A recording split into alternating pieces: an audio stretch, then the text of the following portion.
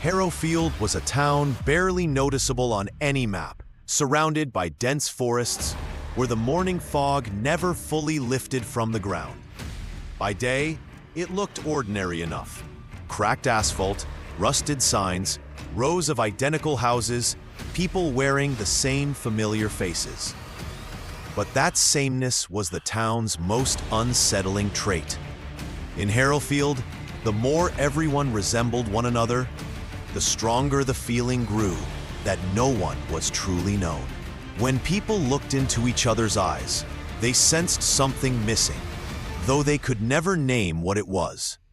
At night, the town held its breath. St. Mary's Hospital stood on the northern slope of Harrowfield, a cold structure looming over the town like a silent observer.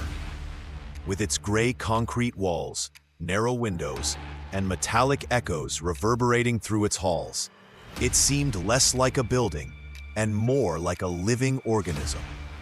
During the day, staff drank coffee, carried files, and followed the routines of an ordinary hospital. But the elevator that descended to the basement was never mentioned in any patient's records. When its doors closed, the sound felt like a coffin lid being sealed. Everything began at Old Pine Cemetery. Rain had been falling for days. The soil grew heavy, the gravestones slowly leaning. Night watchman Carl Dawson noticed the ground shifting as he made his rounds. At first, he thought it was an animal. Then he saw a hand emerge from beneath the earth. It pushed upward through the mud. A face followed. The eyes were closed, but the face was alive. Carl's mind rejected what he was seeing. He ran.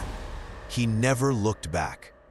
2 days later, Thomas Reed was walking through the town. There was a strange numbness to Reed's face. When he smiled, it never reached his eyes. People felt uneasy speaking to him, though none could explain why. Doctors examined him. There was a pulse, breathing, brain waves, weak but undeniable. His death certificate was withdrawn. No one asked how he had left his grave.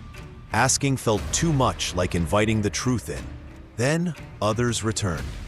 Mary Collins, Jack Turner, William Hale. By day, they seemed normal. But while speaking, they would sometimes stop mid-sentence, forgetting words, staring into space, as if trying to remember how a thought was supposed to end. When they looked into mirrors, they struggled to recognize their own faces. At night, they woke with an unexplainable sense of unease. In their dreams, they were always running, without knowing what they were fleeing from. When the sun set, Harrowfield changed. Curtains were drawn, doors locked, lights turned off. People waiting in the dark felt like strangers, even inside their own homes. The silence was so dense, it made their ears ring. And within that silence, something sometimes whispered. No one could understand the words, but everyone knew the voice did not belong to them. The first victim was Daniel Brooks. Walking home that night, Daniel felt someone behind him. When he turned, he saw Mary Collins. Her eyes were black, but what terrified him most was her expression, or the lack of one. There was no anger, no hatred, only hunger.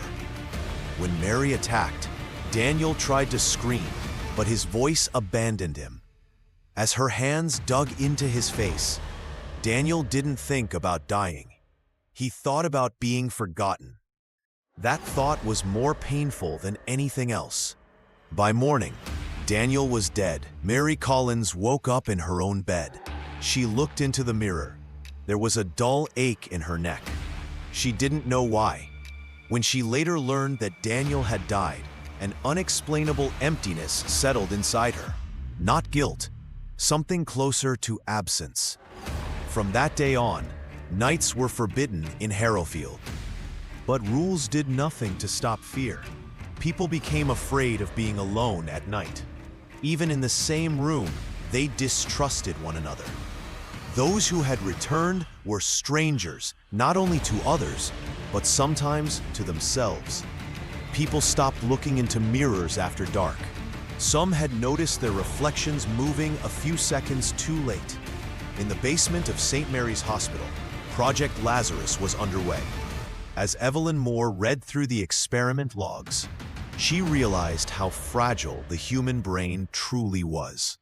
The serum restarted brain function, but it did not restore memory. Consciousness by day, pure impulse by night. Brain scans showed an unknown activity pattern during nighttime hours, as if the brain was suppressing something it refused to remember. Evelyn stopped sleeping. In her dreams, she walked the hospital corridors. Breathing echoed behind closed doors. Sometimes she heard her own name spoken in the dark. When she told the truth to Sheriff Andrew Cole, his face showed not fear, but acceptance. "This town was already dead," he said.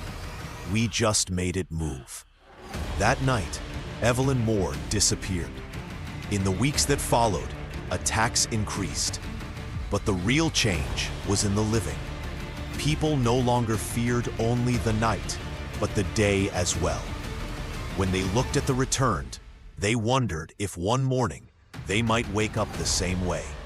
And then one night, the sun never rose. The darkness stretched on.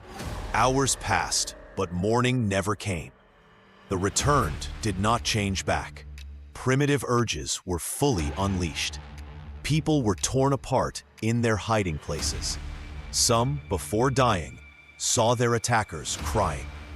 The explosion that came from St. Mary's Hospital sealed the town's fate. Days later, teams from the outside world found Harrowfield empty. No living, no dead. At Old Pine Cemetery, graves stood open.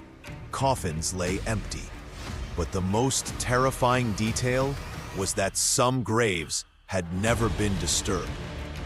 The sentence carved into the sign at the town's entrance was still there.